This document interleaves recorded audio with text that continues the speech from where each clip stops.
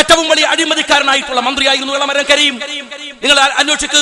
ഇപ്പോ പിണറായി പൊള്ളുമ്പോ, പി ജയരാജന് പൊള്ളുമ്പോ, MV ജയരാജനും EP Jayarajan വരെ ഇത്തിരി മാന്യമായി നിൽക്കുമ്പോ എന്താ എളമരം കരീമിന് ചൊറിയുന്നത്? എന്താ എളമരം കരീമിന്റെ പ്രശ്നം? കോഴിക്കോട് CPM സെക്രട്ടറി ഇല്ലേ അവിടെ? എന്താ കരീമിന്റെ പ്രശ്നം എന്നറിയോ? കരീം അടങ്ങിയ കൂട്ടുകച്ചവട കൃഷി വേറുണ്ട്. എന്റെ പേരിൽ കരീമിന്റെ ഒരു കേസുണ്ട്. ഇപ്പോഴും ഹൈക്കോടതിയിൽ ഇന്ന് ആ കേസ് നടക്കുകയാണ്.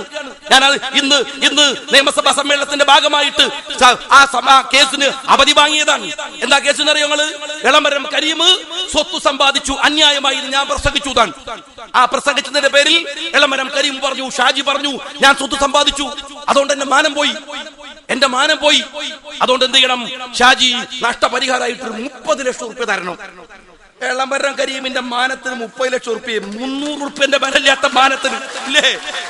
എടോ CPM-കാരാ, നിങ്ങൾ അറിയുമോ ചെരുപ്പിന്റെ വാറ് തുന്നാൻ 2 അണ ഇല്ലാതെ നഗ്നപാതനായി നടന്ന സഖാവ് AKG കുറിച്ച് അറിയോ? താടി വടിക്കാൻ കയ്യിൽ പണമില്ലാഞ്ഞിട്ട് ബാർബറുടെ നാവിൽ നിന്ന് പുളിച്ച ചീത്തകൾ കേണ്ടി വന്ന കൃഷ്ണപിള്ളയെ കുറിച്ച്. അവർക്കൊക്കെ 2 അണന്റെ പ്രശ്നമാണ്. എളമരം കരീമിന്റെ മാനത്തിന്റെ റേറ്റ് തന്നെ 30 ലക്ഷമാണ്. ബാക്കിയുള്ള ആലോചിച്ച് നോക്കുക. 30 ലക്ഷം റുപ്യ. ഞാൻ പറയട്ടെ കരീമേ, ഹൈക്കോടതിയല്ല സുപ്രീം കോടതിയെ പറ്റി ഒരു കേസ് കൊടുക്കുക. അവിഹിതമായി നിങ്ങൾ സമ്പാദിച്ച സ്വത്തുക്കളുടെ കണക്ക് കൂടെ അന്തേരി സുരയൊക്കെ വായ തുറന്നാ പുറത്തു വരും. നാദാപുരത്തിന്റെ പരിസര ഭാഗങ്ങൾ നിങ്ങൾ അന്വേഷിക്കേണ്ട ഒരു കാര്യമുണ്ട്. ചെറുപ്പക്കാർ അന്വേഷിക്കണം. ഇപ്പോൾ കേരളത്തിൽ നടക്കുന്ന രാഷ്ട്രീയമായ അന്വേഷണങ്ങളും രീതികളും ഉണ്ടല്ലോ, അതൊരു വെറും സംഭവമല്ല. മറിച്ചോ ഒരുപാട് കാലമായി കേരളത്തിൽ നടക്കുന്ന ഒരു ഗൂഢാലോചനയുടെ ഭാഗമാണ്. എന്താണ് ആ ഗൂഢാലോചന? ഒരു നാട്ടിൽ കലാപം ഉണ്ടാക്കുക, ആ നാടിനെ അശാന്തമാക്കുക, അവിടെ കൊലപാതകങ്ങൾ നടക്കുക, സ്വസ്ഥമായി ജീവിതമില്ല എന്ന് തോന്നുക. ആ നാട്ടിലേക്ക് ഒരാൾ പെണ്ണുമായി ചെല്ലില്ല, ആ നാട്ടിൽ നിന്ന് ഒരു ചെറുപ്പക്കാരന് പെണ്ണ് കൊടുക്കില്ല, ഇല്ലേ? പെണ്ണിനെ തെരഞ്ഞു ചെല്ലില്ല, പെണ്ണിനെ കൂട്ടിക്കൊണ്ട് അവിടെ ചെല്ലാൻ അവിടേക്ക് ആളുകൾ വിട്ടുകൊടുക്കില്ല. നാടിനെ ജനങ്ങൾ വെറുക്കും. അങ്ങനെ വെറുക്കുമ്പോഴോ കിട്ടുന്ന വിലക്ക് ആ മണ്ണ് വിൽക്കും. ആ മണ്ണ് വിൽക്കുമ്പോ ഈ ഗുണ്ടകൾ ഇടനിലക്കാരായി വാങ്ങുന്നത് CPM-ന്റെ നേതാക്കന്മാരാണ്. വാണിമേലിന്റെയും നാദാപുരത്തിന്റെയും പരിസര ഭാഗങ്ങൾ മുഴുവൻ കുന്നും പ്രദേശമാണ്. 100 കണക്കിന് ഏക്കർ കണക്കിന് വരുന്ന റബ്ബർ തോട്ടങ്ങളും തെങ്ങിൻ തോട്ടങ്ങളും. നിങ്ങൾ അന്വേഷിക്ക് പോയിട്ട് അവിടെ പോയി അവിടെ വില്ലേജ് ഓഫീസിൽ അന്വേഷിക്ക്, തഹസിൽദാരെ വിളിച്ച് അന്വേഷിക്ക്. എന്നാൽ നിങ്ങൾക്കറിയാം നാദാപുരത്തിന്റെ പരിസര ഭാഗങ്ങളിലെ 100 കണക്കിന് 1000 ഏക്കർ ഭൂമി വാങ്ങിയിരിക്കുന്നത് ഈ കോഴിക്കോട്ടുകാരാണ്. കോഴിക്കോട്ട് ടൗൺ ഭാഗത്തുള്ള ചിലരാണ്, ചില ബിനാമികളാണ്. ആരാണിവർ? എളമരം കരീം മറുപടി പറയണം, മാർക്സിസ്റ്റ് പാർട്ടി മറുപടി പറയണം. എന്ന് വെച്ചാൽ വെറുതെ മനുഷ്യന്റെ കഴുത്തറുത്തു വിടുന്ന രീതി മാത്രമല്ല, അതിന്റെ പിറകിൽ വലിയ സാമ്പത്തിക രാഷ്ട്രീയം കൂടെ CPM-നുണ്ട് എന്നാണ്.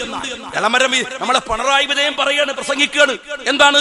സഖാക്കളെ നിങ്ങൾ തീപ്പന്തമാവണം. ആര് തീപ്പന്താവണം? സഖാക്കള് തീപ്പന്താവണം. എന്നാ പിണറായിന്റെ മോനോ?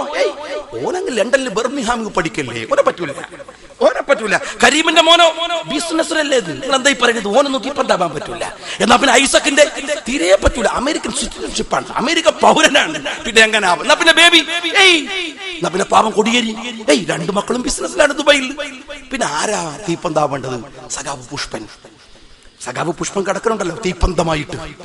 പുഷ്പൻ ഇങ്ങനെ നിരങ്ങുമ്പോ മൂക്കത്ത് അമ്മ വന്നു നോക്കും, മൂക്കത്ത് ഈച്ചരിക്കുന്നുണ്ടാവും. പുഷ്പനാട്ടാൻ കഴിയില്ല. എന്താ കാര്യം അറിയുമോ? കൂത്തുപറമ്പിലെ വെടിയുണ്ടയിട്ട് പുഷ്പൻ ജീവച്ഛവമായി കിടക്കാൻ. ആ പുഷ്പൻ തീപ്പന്തമാവണം. കൊച്ചു വീട്ടിൽ ഞാൻ നിയമസഭയിൽ പറഞ്ഞു, പുഷ്പന്റെ കൈ പൊന്താത്തത് ഭാഗ്യായില്ലേ ജയരാജ?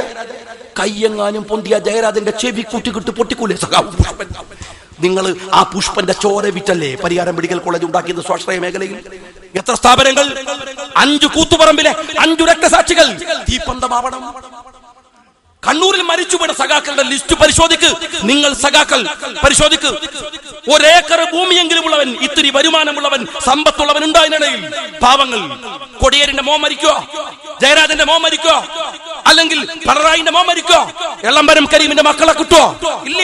അവരൊക്കെ സമ്പന്നന്മാരുടെ ഗേഹങ്ങളിൽ അന്തി ഉറങ്ങുകയാണ്. അവരൊന്നും തീപ്പന്തമാൻ കിട്ടൂല. അവരൊന്നും തീപ്പന്തമായിട്ട് മാർക്സിസ്റ്റ് പാർട്ടിക്ക് വേണ്ടി എന്തെങ്കിലും ഒരു നേട്ടങ്ങൾ ചെയ്യാൻ നിൽക്കൂല. അതുകൊണ്ട് തന്നെയാണ് നിങ്ങൾ ആലോചിക്കണം, ഇവിടുത്തെ മാർക്സിസ്റ്റ് പാർട്ടി ഒരു വിവാദത്തിലേക്ക് വന്നുപെട്ടപ്പോ എന്തെല്ലാം വന്നത്. ഒന്ന് LTT, അവരുടെ കീഴിലുള്ള സംഘടനയാണ്. LTT എന്ന പേര് തന്നെ ശ്രീലങ്കക്കാര് കേട്ടാടി കിട്ടും. ഇല്ലേ? ഞങ്ങൾ ആലോചിച്ചു, ഒരു രാജ്യം തകർത്ത ഭീകരവാദികൾ. ആ പേരിൽ അറിയപ്പെടുക CPM-ന്റെ ഒരു യൂണിറ്റ്. മറ്റൊന്ന് റെഡ് ഫോഴ്സ്, മറ്റൊന്ന് കില്ലർ സ്ക്വാഡ്, എന്തെല്ലാം പേരുകൾ. ഞാൻ ഈ നേരത്തെ പറഞ്ഞ പോലെ ഗൾഫിൽ പോയപ്പോ ഗൾഫിലെ ചില നമ്മുടെ നാട്ടിലെ ചില അമ്മായി മുതലാളിമാരുണ്ടല്ലോ, ചില മുതലാളിമാർ ലീഗൊക്കെ ആയിരിക്കും, ബാക്കിയുള്ള സൗകര്യങ്ങൾക്കൊക്കെ ലീഗൊക്കെ വേണം. എന്നിട്ടോ എന്തെങ്കിലും ഒരു പിരിവ് പോയാൽ നമുക്ക് 100 രൂപ തരുന്നവൻ CPI വരുമ്പോ എഴുന്നേറ്റിട്ട് 10,000 രൂപ കൊടുക്കണം വിളവന്മാരില്ലേ നമ്മുടെ നാട്ടിലെ ചില സമ്പന്ന വർഗങ്ങൾ. എന്താ ഇതിന് പറയാ, എന്താ നായ്ക്കുറുക്കെന്നൊക്കെ പറയുമ്പോ 2 റൂമും കോലമുള്ള ഇതിൽപ്പെട്ട ഒരു പണക്കാരനോട് പറഞ്ഞു, ഞാൻ ചോദിച്ചു നിങ്ങളല്ലേ ഈ CPI ഇങ്ങനെ പോറ്റുന്നത്, നിങ്ങളല്ലേ അവർക്കൊക്കെ ഭാര്യക്കോടി പണം കൊടുക്കുന്നത്? അയാൾ എന്നോട് പറഞ്ഞു, ഷാജി ഞങ്ങൾക്ക് ലീഗിനൊക്കെ ഇഷ്ടമാണ്, കോൺഗ്രസിനൊക്കെ ഇഷ്ടമാണ്, പക്ഷെ ഞങ്ങൾ പൈസക്കാരാണ്, ഞങ്ങൾ ബിസിനസ്സുകാരാണ്, പലതരം ആവശ്യങ്ങൾ വരും, അടിക്കേണ്ടി വരും, ചവിട്ടേണ്ടി വരും, കുത്തേണ്ടി വരും, കൊല്ലേണ്ടി വരും. നിങ്ങളുടെ അടുത്ത് വല്ല ആളും കിട്ടുമോ? നിങ്ങളെ യൂണിറ്റ് കമ്മിറ്റിയിൽ വിളിച്ചാൽ അടിക്കാനാണ് ആൾ വിടുന്നത്. എവിടുന്ന് കിട്ടാൻ? അടിക്കാനും കൊല്ലാനൊക്കെ പറ്റിയ പാർട്ടി ഇതല്ലേ? ഓരെ വിളിച്ച് പിണറായിനോട് പറയും ഒരു 10 ആളെ വിടുന്ന. മൂപ്പര് ഇവിടുത്തെ ഗ്രൂപ്പിന്റെ ലീഡറല്ലേ, അടി ഗ്രൂപ്പിന്റെ, കൊല്ലൽ ഗ്രൂപ്പിന്റെ. ഒരു 2 വെട്ടിന് കൊല്ലണമെങ്കിൽ നിങ്ങൾക്ക് രാജേഷിനെ വിളിച്ചാൽ മതിയാവും MLA. 51 വെട്ടുവെട്ടിനെങ്കിൽ ജയരാജനെ തന്നെ വിളിക്കേണ്ടി വരും. അങ്ങനെ വിവിധ ഗ്രൂപ്പുകളാണ്. അതിങ്ങനെ ഓരോ തരത്തിലാണ്. ഇപ്പൊ നിയമസഭയിൽ പറഞ്ഞല്ലോ, ഈ പിണറായി വിജയൻ പറഞ്ഞ 10ാം നമ്പർ ബ്ലോക്കിന്റെ കഥ വായിച്ചു. എന്താണ്? സഖാക്കളടക്കം ഒരുത്തൻ കിണ്ടി കെട്ടോ ഇല്ലേ, ഒരു വീട്ടിൽ പോയിട്ട് അവിടുത്തെ പാത്രങ്ങൾ മോഷ്ടിച്ചോൻ, മറ്റൊരുത്തൻ ജ്വല്ലറി കുത്തി തുറന്നോൻ. CPM ഇപ്പൊ അങ്ങനെയാണ്, നിലവാരം അനുസരിച്ചാണ്. ചെറിയ സഖാ, ഇപ്പം ഏറ്റവും വലിയ സഖാവാരാണ് പിണറായി വിജയൻ. മൂപ്പര് ഒരു ഡാമന്നെ അടിച്ചു മാറ്റി കുത്തിർക്കാണ് 100 കോടി രൂപ മൂപ്പര നിലവാരത്തിനനുസരിച്ചിട്ട്. കീപ്പെട്ട് പോയാലോ ജില്ലാ സെക്രട്ടറി, ഓനക്ക് പറ്റിയ നിലക്ക് വല്ല ഭൂമിയും കച്ചവടം കരിമിനെ പോലെ വല്ല എസ്റ്റേറ്റൊക്കെ എടുത്ത് ജീവിക്കുകയാണ്. എന്നാ കുറച്ചും കൂടി താഴോട്ട് പോയാലോ, കുറച്ച് താഴോട്ട് പോയാലും ജ്വല്ലറി ഒക്കെ കുത്തി തുറന്നിട്ട് ഓന്റെ നിലവാരത്തിനനുസരിച്ചിട്ട് ഏരിയ കമ്മിറ്റി, ലോക്കൽ കമ്മിറ്റി ആവുമ്പോൾ കിണ്ടി കൊളാമ്പി തുടങ്ങിയ സാധനങ്ങൾ അടിച്ചു മാറ്റി നിൽക്കുകയാണ്. ഒരു കള്ളന്മാരുടെയും കൊള്ളക്കാരുടെയും കൊലപാതകങ്ങളുടെയും അഴിമതിക്കാരുടെയും ഇത് രാഷ്ട്രീയ പാർട്ടിയാണ്. അങ്ങനെയാണോ? ഇതാളുകൾക്ക് അപകടകാരികളെ